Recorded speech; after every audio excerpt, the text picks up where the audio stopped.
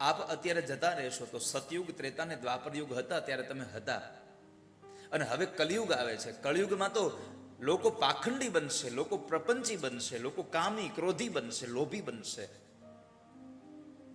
અસુરોનો, પાખંડનો જ્યારે અહીંયા પ્રભાવ વધતો જશે ત્યારે લોકો, સંસારના સજ્જન પુરુષો, જે દુઃખી માણસો છે, ક્યાં જશે?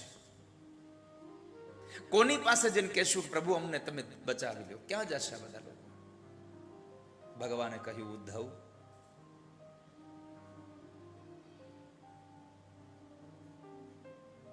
સતયુગ, ત્રેતા ને દ્વાપર, આમાં હું મારા પંચ મહાભૂતના શરીર સાથે હતો, પણ કલયુગમાં હું જાઉં છું તો માત્ર પંચ મહાભૂતના શરીરથી જાઉં છું. મારું દિવ્ય તેજ તો હું ભાગવતમાં પધરાવતો જાઉં છું. ભગવાન જ્યારે સ્વધામન થયા ને ત્યારે આ શરીરમાં પંચ મહાભૂતના આ પૂતળામાં રહેલું જે પરમાત્માનું પરમ તત્વ, એ સ્વયં ઠાકોરજીએ વેદવ્યાસે લખેલા 12 સ્કંદના આ ભાગવતની અંદર ભગવાન પધરાવી અને પછી ગયા છે. ભુક્તિમ ચ મુક્તિમ ચ દદાસી નિત્યમ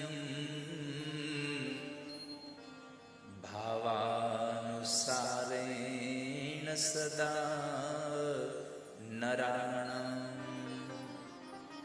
ભુક્તિ અને મુક્તિને દેનારો કોઈ ગ્રંથ હોય તો કેવલ ભાગવતજી છે.